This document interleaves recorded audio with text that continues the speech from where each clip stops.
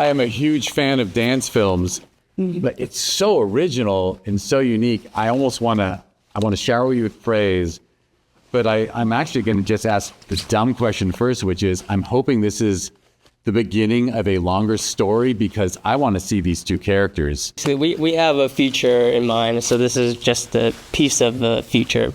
Well, it's wonderful to hear that. Yeah. It's so well made, it's so well directed, and so well acted. Honestly, everything about it is so well done. And I watch like 1,500 films a year that get submitted to two festivals, and it's so unique. And I'll just go ahead and complain about other films that don't get in the festival.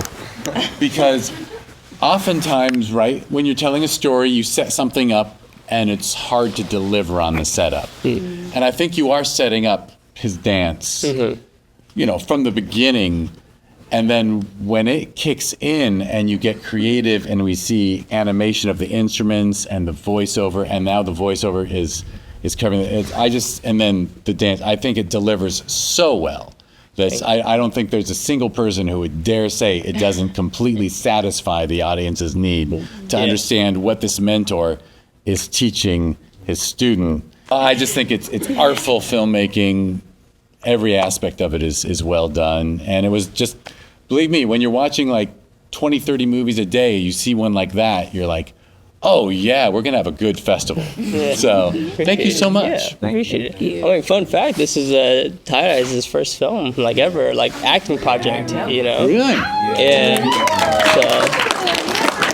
Would have never guessed your performance is perfect. Before we throw it to the audience for questions, I'll ask you the basic one, which is, what was the genesis of the idea? Like, it's basically like, I've been spending time with Tie-Dye's for a long time, so just hearing his story and like the films that I like, I combined it all together. But it's just basically the friendship, just hanging out, and then you're like, oh, there's a story here, and then you write it. Right, so you're a filmmaker, and in a way, he inspired you to write this. Yeah. It kind of low-key started with those two, because their dynamic at first was kind of like this. Like, it's easy to write something when it's like, oh, just act like yourself. Yeah, it's based on their personalities and characters. So yeah, bravo. Does someone want to put a hand up? Yeah, for this film, I think it's important as a originator and creator of Crump to give them a message. I feel like the dancing gets lost because a lot of people don't know what they're looking at until they see principles or the message behind it. It's important for me as a leader to speak that to them in the language to where they can digest it and live it out. It's all about relationship and knowing the person, so I could tell the right story in an accurate form. Basically. Yeah, and me and this quick story about me and him, like we became brothers. So this story came out of brotherhood, which was how Crump started.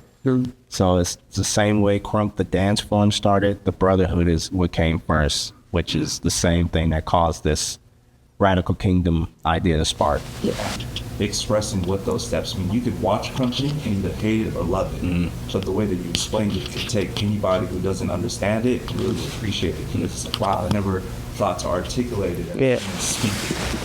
No, that's what I feel like dance films are lacking, is obviously the heart of it, the meaning behind the dance. Sometimes it's just all flashy, but they don't really, you don't see the heart behind it. That is actually definitely something that I really love about it. I'm actually on the jury of a dance film festival based in the UK, and I love it, but I don't know shit about dance, and I just find it beautiful and graceful.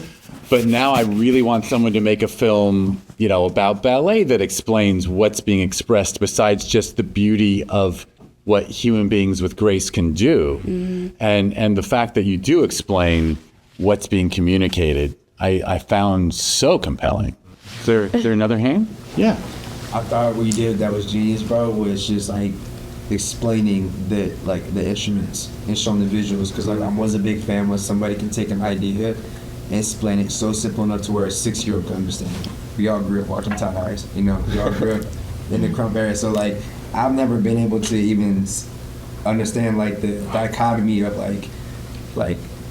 what each movement is saying on that level. So the way you express that visually, I just want to give you your flowers for that. Yeah, and really creative storytelling, using cinema, using the elements of film, the way that you you know, it might be a simple choice, but to just make them silhouette, you know, just get rid of the backgrounds and let us focus right on the body. So powerful. And then we go back to the garage and we see, you know, a washer dryer behind him, and it's still just as compelling. Yeah. But I just think you made a lot of really great artistic decisions. Yeah.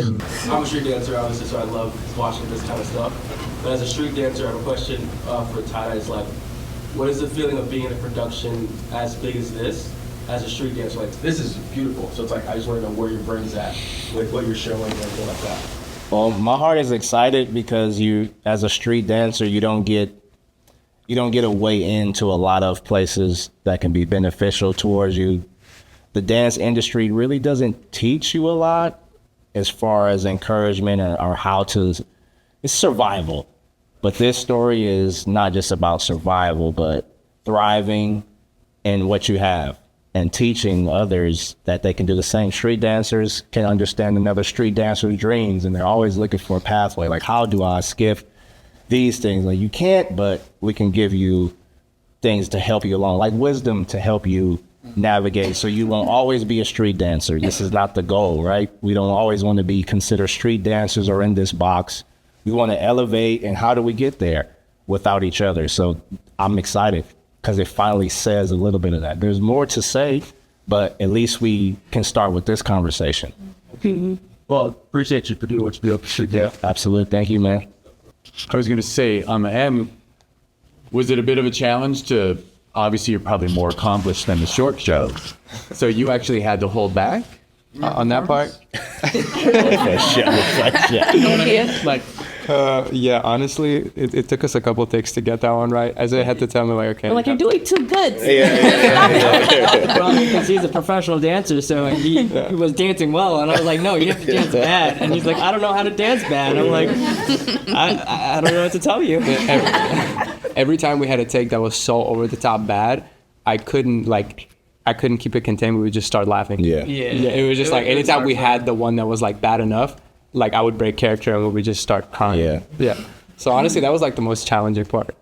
Well, I want to praise you one last time. I just thank you for the film. You know, a film festival can't be great without great film. So, and it was wonderful to start with yours. Thank you so much. Thank you guys for your support. We have a sneak peek coming at you right now of our new film, Radical Kingdom. Hope you enjoy this preview and let us know what you guys think.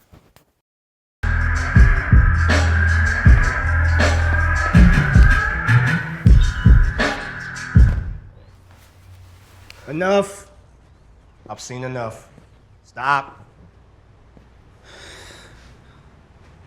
Trash. I think you should cancel this battle immediately. You're not ready. What do you mean I'm not ready? I can't cancel the battle. I'm gonna look like a damn fool if I cancel the battle. Too late. You already look like a damn fool. I need a better explanation other than I'm not ready. You're just not ready. Now, if you will excuse me, I'm gonna get back to work. Give me something to work with, man.